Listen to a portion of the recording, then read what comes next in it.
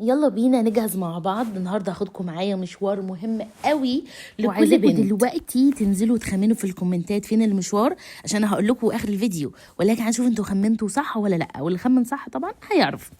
المهم يا جماعه طبعا بفك شعري من الدوامه عشان تستقبلوا مني كلام كويس بدل المنظر الخطير قوي ده. وهظبط بقى يا جماعه اعمل ميك اب وهتشوفوا اللبس اختاره معاكم وكده. ولكن علشان قلت بقى بالمره بعد المشوار ده كده اخرج وارفه عن نفسي شويه، لي فتره كبيره ما نزلتش. المهم هستخدم القلم ده في رسم حواجبي. انا قلت ايه بقى يا جماعه كده، يعني اعمل معاكم هنا حاجه سريعه، ولكن اللي عايز اللوك بالتفصيل يقولوا لي علشان هنزله لكم لوحده. المهم رسمت حواجبي بالقلم ده من ريل بيوتي، تحفه تحفه تحفه. ورطبت عيني كده والخطوط بالكريم ده من كلينيك. الكريم ده مخصوص لتحت العين، حلوه قوي. وزي ما انتم شايفين كده لوك العين اللي هو السموكي ناعم سهل وسريع جدا زي ما انتم شايفين.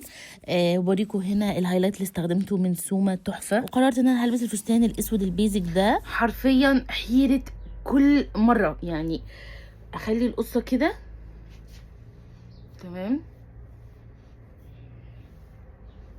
كده الناحيه دي كده، ولا كده. اغيثوني اغيثوني.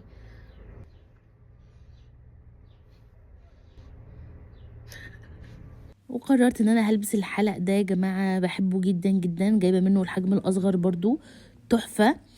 شكله بيبقى حلو قوي قوي في اللبس يعني بصراحه. بصوا زي ما انتم شايفين خطير، قولوا لي انه خطير طبعا في الكومنتات.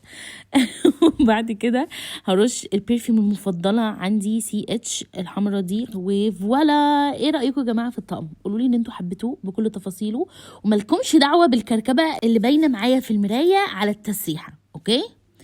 وهنا بقى يا جماعه انا كشفت لكم انا رايحه فين قبل الخروجه.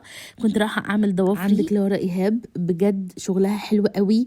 وايه بقى يا جماعه المميز فيها، ان انا يعني عادي اروح لها حتى قبل الخروجه، ان هي سريعه جدا. يعني انتوا متخيلين عادي بقضي يومي عادي جدا، هي بس كده ساعه ساعه ونص قبل الخروجه على طول.